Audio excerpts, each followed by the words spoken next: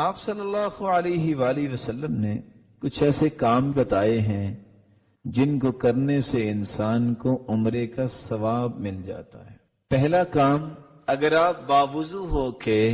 نیت کر کے مسجد میں آتے ہیں اور آ کے نماز پڑھتے ہیں، آپ کو عمرے کا ثواب بھی مل جاتا ہے۔ دوسرا کام، اگر آپ صبح کی نماز باجماعت پڑھتے ہیں اور باجماعت پڑھنے کے بعد آپ اپنی جگہ پہ بیٹھے رہتے ہیں یہاں تک کہ سورج نکل آتا ہے اور اٹھ کے آپ 2 رکعتیں پڑھتے ہیں، رب تعالی اس کا بھی اجر و ثواب حج اور عمرے کے برابر عطا کر دیتے۔ تیسرا کام، آپ اگر باوضو ہو کے چاشت کے 4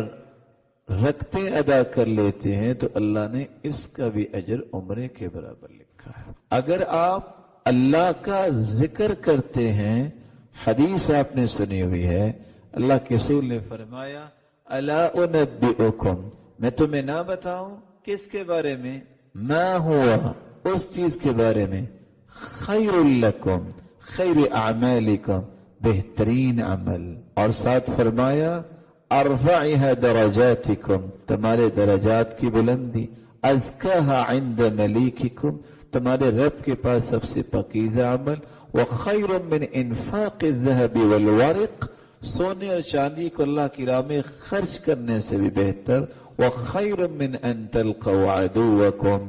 فتضربوا اعناقهم ويضربوا اعناقکم، اور جہاد سے بھی بہتر کہ تم ملو کافروں کو، تم ان کو مار دو، وہ تمہیں شہید کر دیں۔ ان ساری چیزوں سے بہتر کیا ہے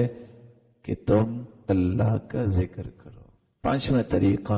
رسول کریم صلی اللہ علیہ وسلم نے فرمایا جو شخص من تطہر فی بیتی ثم اتی مسجد قباء،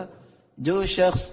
گھر سے وضو کر کے مسجد قباء جاتا ہے، 2 رکعتیں وہاں جا کے پڑھتا ہے مدینہ طیبہ میں، مسجد قباء میں، اللہ تعالیٰ اس کو